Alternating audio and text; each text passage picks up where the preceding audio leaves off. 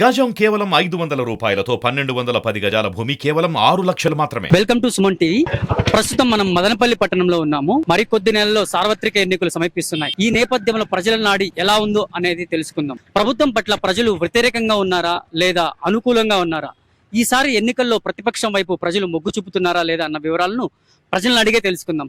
ఇప్పుడు రాబోయే ఎన్నికలు తొందరలో ఉన్నాయి కదా, ఇప్పుడు మీ ఏపీకి ఎవరు సీఎం గా వస్తే బాగుంటుందని మీరు అనుకుంటున్నారు? ఎవరైనా రానిగానండి, మనకు ఉచిత విద్య ఉచిత వైద్యం ఇవాళ చాలు, ఇంకా ఎవరు ఏం ఆఫర్లు వద్దు. ఆ రెండింటికి మేము సంపాదించిన డబ్బులంతా వాటికి రెండింటికే సరిపోతాండి. ఆ రెండు ఫ్రీగా ఇస్తే మేము ప్రశాంతంగా ఉంటాం. మేము సంపాదించిన డబ్బు ఇంటికి సరిపోతుంది కాబట్టి మాకు ఎటువంటి సమస్య రాదు. ఇప్పుడు ఉన్న గవర్నమెంట్ అది ఇస్తుంది కదా, ఉచిత వైద్యం ఇస్తుంది, ఉచిత విద్య కూడా ఇస్తుంది. దాన్ని ఏమంటారు? ఇస్తున్నారు కానీ వాళ్ళు అంత కరెక్ట్ చేస్తారని చెప్పేసి వాళ్ళే చూసుకోవాలి. గవర్నమెంట్ స్కూల్లో అంత కరెక్ట్ చెప్తాన్నారు లేదా, ఆయనేమో ఇచ్చినాడు కానీ వీళ్ళు అదే చేస్తున్నారు లేదా వాళ్ళే చూసుకోవాలి. ఎంఆర్ఓలు ఎండి వాళ్ళు ఉన్నారు కదా, స్కూల్ కి వచ్చి చూసేవాళ్ళు, వాళ్ళు వచ్చి చూసి కట్టు ఉందా లేదా, పిల్లల స్ట్రెంత్ ఎంత ఉంది, ఆ పొటెన్షియల్ ఎంత ఉంది వాళ్ళకి, మనం ఇచ్చేదానికి దానికి చేరుతుందా లేదా అది చూసుకుంటే చాలు. గవర్నమెంట్ హాస్పిటల్లో ఇప్పుడు మదనపల్లి హాస్పిటల్ ఉంది, ఇక్కడ నుంచి తిరుపతికి పోండి, బెంగళూరు పోండి అంటున్నారు. అంటే వీళ్ళు ఎంబీబీఎస్ చేయలేదా? చేసినారు కదా, వాళ్ళ దగ్గరే ఎందుకు ఎంబీబీఎస్ వీళ్ళకి కూడా చేసినారు కదా, వీళ్ళకి చూడొచ్చు కదా, వీళ్ళు ఎందుకు మళ్ళీ అక్కడే పంపిస్తున్నారు? అది సరిగ్గా చూసుకోండి. మా డబ్బు అంతా దీనికే సరిపోతుంది. ఏదైనా సమస్య వస్తే అప్పు చేయాల, అప్పు ఎట్లా చేస్తాము? వడ్డీలు చేసుకుంటాము. మేము సంపాదించింది దీనికి సరిపోతా ఉంది. స్కూల్ ఫీజులు కట్టాలా, దానికి సరిపోతుంది.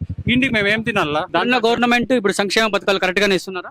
సంక్షేమ పథకాలు అన్ని ఇస్తున్నారు. అది కాదు, వాళ్ళు ఇచ్చే 15,000 కంటే మాకు ఇంకా ఎక్కువ ఖర్చు అవుతుంది కదా, అది ఇవ్వద్దండి. ఇవి రెండు కట్టి చేస్తే చాలు, మాకు వేరే ఏం అవసరం లేదు. మాకు ఆ రెండు సరిగ్గా ఉంటే మేము బాగుంటాం, హ్యాపీగా ఉంటాం. ఇప్పుడు ప్రతిపక్షం కూడా గట్టి పోటీని ఇస్తుంది, దాన్ని బట్టి మీరేమంటారు? సరే, ఎవరైనా ఇవ్వండి, దాని ఎవరిలో పడుతుంటే వాళ్ళు వస్తారు. దాని గురించి నా ఇదేం లేదు, కామెంట్ లేదు. ఎవరన్నా రాని ఇవి రెండు సరిగ్గా చేస్తే మేము హ్యాపీగా ఉంటాం. ప్రజలు మామూలుగా అట్లేం లేదు, ఇవి రెండు సరిగ్గా చూసుకుంటా, వాళ్ళంతా వాళ్ళు చూసుకుంటా, వాళ్ళ ఎమ్మెల్యేలు వాళ్ళందరూ సరిగ్గా ఉంటే చాలు. మాకు ఇంతకుముందు అయితే చంద్రబాబు నాయుడు గారు పాలించారు, ఆ పరిపాలన ఎట్లుంది? ఇప్పుడున్న గవర్నమెంట్ పరిపాలన ఎట్లుంది? ఇది బాగానే కాదనట్లేదు కానీ ఇది ఇంకా రావాలి, సరిగ్గా బాగుంది, జరగాలి ఇంకా. ఓకే, థ్యాంక్ యూ అండి. రాబోయే ఎన్నికలు తొందరలో ఉన్నాయి కదా, ఎవరు వస్తే బాగుంటుందని మీరు అనుకుంటున్నారు? ఎవరు వస్తే అంటే చంద్రబాబు వస్తే బాగుంటుంది అనుకుంటాను. ఈ జగన్ పరిపాలన చూస్తాను కదా, చంద్రబాబు వస్తే బాగుంటుంది అనుకుంటాను. అంటే ఎందుకంటే ఒక పరిశ్రమలు గానీ ఏదైనా తేవల్లా చేయాలా అంటే చంద్రబాబు వల్ల అవుతుంది, వీళ్ళ వల్ల ఎవరి వల్ల కాదని మా ఉద్దేశం. అది ఎట్లా చూడాలా, ఇంకా ప్రజల అభిప్రాయం కదా, నేను చేయలేదు దానికి. సంక్షేమ పథకాల గురించి ఏమంటారు? అది ఓ పథకాలు అనేది ఊరికే జనాల్ని సమర్పోతం చేయడం తప్ప వేరే ఏం లేదు అని మా ఉద్దేశం. ఎదుటోళ్ళు మనకు సంబంధంలా అని నేను ఆలోచనేది. ఇప్పుడు జనసేన టీడీపీ పొత్తుతో వల్ల గట్టి పోటీని ఇస్తున్నారు వైఎస్ఆర్సీపీ. సో వాటి వల్ల ఏమన్నా నెక్స్ట్ ఫ్యూచర్ లో ఏమన్నా వాళ్ళు గట్టి పోటీని ఇచ్చే అవకాశం ఏమన్నా ఉందా? పోటీ అయితే ఇస్తారు కానీ పొత్తు కన్నా వాళ్ళు సింగిల్ గా చేసింటే కొంచెం బాగుండు అని నేను అనుకుంటానా.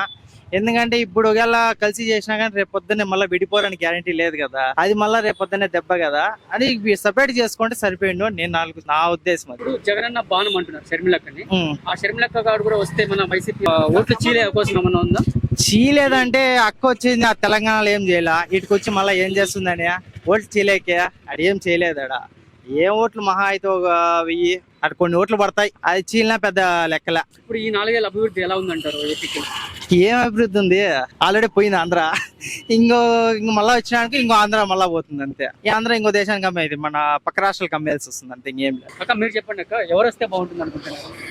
నేనైతే నాదేం లేదు, తెలుగుదేశం వచ్చినా పర్వాలా, జనసేన వచ్చినా పర్వాలేదు. అంటే ఇప్పుడు రెండు ఒకటే కదా? అదే, ఆ రెండిట్లో ఏది వచ్చినా పర్వాలేదు. ఇప్పుడున్న పాలన ఎట్లా ఉంది అక్క? అదైతే మా వరకు అయితే మాకు నచ్చడం లేదు.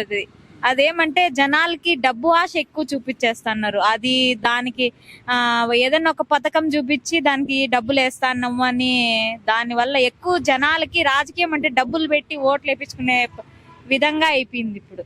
అది మాకు నచ్చలేదు. ఇప్పుడు ఓటు వేసి మీరే మీ సీఎం ని ఎన్నుకుంటారు, ఎలాంటి అభివృద్ధి కావాలని మీరు కోరుకుంటున్నారు ప్రజల తరపున? ఎట్లా అభివృద్ధి అనేది పక్కన పెడితే గనా, మామూలుగా ఇప్పుడు సాధారణ వస్తువులు, ఇంటికి మెయిన్ ముఖ్యమైనటి ఆ వస్తువులనే ఎక్కువ రేట్లు పెంచేసినారు. అవి బీదా సాదా వాళ్ళే ఎక్కువ, షావుకారులు తక్కువ ఉంటారు, నార్మల్ మిడిల్ క్లాస్ వాళ్ళే ఎక్కువ ఉండేది. వాళ్ళు చాలా ఇబ్బందులు పడకన్నా వాళ్ళకి అనుకూలంగా బాగుండేటట్లు రాజకీయం చేస్తే మంచిది. ఇప్పుడు ఆ టీడీపీ చేస్తుందని మీకు నమ్మకం ఉందా? అది గ్యారంటీ చెప్పలేం. మాకైతే నమ్మకం ఉంది.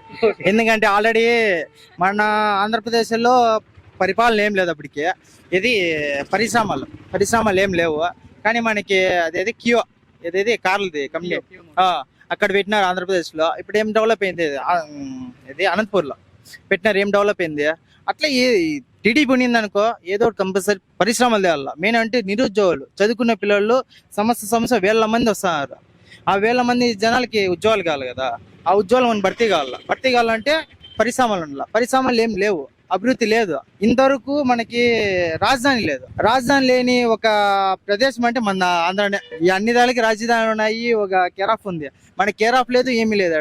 ఆంధ్ర అంటే ఏందని ఏమీ లేదు. ఆంధ్ర అంటే ఇప్పుడు మనకి అమరావతి ఉంది, అమరావతి డెవలప్ చేయంటే ఆంధ్ర మనకు ఒక మార్కింగ్ ఉండిండు. ఇది మార్కింగ్ లేదు, ఏం లేదు, ఒక ఇది అయిపోయింది. నాకు అనిపించింది ఏమంటే ఈసారి వైసీపీ వచ్చింది అనుకో మనకి ఇంకా ఇది మన కర్ణాటక, ఇట్లా తమిళనాడు, ఇట్లా ఈ పక్క ఎవరెవరు డివైడ్ అయిపోతుంది అంతే. అట్లుంది పరిపాలన అనమాట. ఓకే అన్న, థ్యాంక్ యూ అన్న. అక్క చెప్పండి, ఇప్పుడు రాబోయే ఎన్నికలు తొందరలో ఉన్నాయి కదా, ఎవరు వస్తే బాగుంటుంది ఏపీకి సీఎం గా అని అనుకుంటున్నారు? ఇప్పుడు ఉండేదైతే నాకు నచ్చలా. ఇంకెవరు మన నెక్స్ట్ ఎవరు వచ్చినా ఇప్పుడున్న ప్రభుత్వంలో అభివృద్ధి ఎలా కనిపిస్తుంది మీకు? పర్వాలా. అదే మీరు నెక్స్ట్ ఎవరు రావాలని కోరుకుంటున్నారు? మేమైతే ఎక్కువ తెలుగుదేశం కావాలనుకుంటున్నారు. సరే, ఇప్పుడు రాబోయే ఎన్నికలు తొందరలో ఉన్నాయి కదా, ఇప్పుడు ఏపీకి సీఎం ఎవరు వస్తే బాగుంటుందని మీరు అనుకుంటున్నారు? మనకు చంద్రబాబు నాయుడు వస్తే చాలా బాగుంటుంది అనుకుంటున్నాం బ్రో నేను. కారణం ఎందుకు? కారణం ఏమంటే ఇక్కడ ఉండే పొజిషన్ వల్ల రేట్లన్నీ చాలా ఎక్కువగా ఉన్నాయి వైసీపీ పరిపాలనలో. అందుకోసం టీడీపీ వస్తే బాగుంటుంది అనిపిస్తుంది. అంటే ఇప్పుడున్న ప్రభుత్వం ఏమి చేయలేదు ఇక్కడ? నాకైతే బేసిక్ గా ఏం రాలేదు బ్రో, చెప్తున్నా. అంటే ఇప్పుడు సంక్షేమ పథకాలు అన్ని ఇస్తున్నారు కదా, దాన్ని బట్టి ఏమున్నాయి బ్రో, వేరే ఆటో వాళ్ళకి ఇస్తున్నారు, మళ్ళీ మగ్గం వేసే వాళ్ళకి ఇస్తున్నారు, సంపాదన ఉండే వాళ్ళకే ఇస్తున్నారు, కానీ లేని వాళ్ళకి ఏమీ లేదు కదా. లేని వాళ్ళకంటే నేను కూడా చెప్తున్నా ఫ్రాంక్ గా, నేను మా వీధిలో ఉన్నాను, రేషన్ కార్డు చెప్పేమని డివైడ్ చేయమని చెప్పలేదు బ్రో. నాకు ఎట్లా చెప్పు, దానివల్ల నాకు వైసీపీ ప్రభుత్వం కొద్దిగా ఇంట్రెస్ట్ లేదు బ్రో. అంటే రేషన్ కార్డు ఇవ్వలేదని చెప్పి ఏమని కారణం చెప్పారు? అమౌంట్ ఇస్తే చేస్తామంటున్నారు, అమౌంట్ ఇస్తే కనుక చేస్తారు, అమౌంట్ ఇవ్వలేదు అనుకో ఇక్కడ మా 100 ఇళ్ళు అయిపోయినాయి అనేసి అంటారు. ఏం చెప్పిన చెప్పు. రాబోయే ఎన్నికల్లో చంద్రబాబు నాయుడు వస్తే బాగుంటుంది అనుకుంటున్నా. ఇక్కడ ఈ వైసీపీ ప్రభుత్వం ఏంటంటే లంచం లేదు, మంచం ఎక్కదు, అది ఫస్ట్ మెయిన్ పాయింట్. ఇక్కడ లంచాలు తీసుకుంటున్నారు ఎక్కువగా. నేను రేషన్ కార్డు అడుగుతుంటే డబ్బులు ఇస్తే చేయిస్తుంటాను. ఇప్పుడు వేరే అతను డబ్బులు ఇచ్చిన 1000 రూపాయలు ఇచ్చిన చేయిస్తాడంట, 1000 కార్డు వస్తుంది అన్నాడు. 1000 రూపాయలు ఇచ్చింటూ కార్డు వస్తుందంట, డబ్బులు ఇచ్చి చేయిస్తుంట ఆమె కూడా, లేకపోతే చేయలేదు. ఫస్ట్ మెయిన్ పాయింట్ అది. అంటే ఇప్పుడు చూసుకున్నట్లయితే గట్టి పోటీ ఉంది టీడీపీకి సంబంధించి వైసీపీకి సంబంధించి, దాన్ని బట్టి మీరేమంటారు? నాకు తెలిసి 99.9% కూడా టీడీపీ వచ్చే అవకాశాలు ఉన్నాయి. ఇప్పుడు షర్మిల అక్క కూడా పోటీ చేస్తుంది కదా, దెబ్బ వీళ్ళిద్దరికి దెబ్బ ఏమైనా తగులుతుందా? ఏమి రాదు బ్రో, నాకు తెలిసి ఏం రాదు, టీడీపీ గెలుస్తుంది. Okay bro, thank you. Okay, thank you.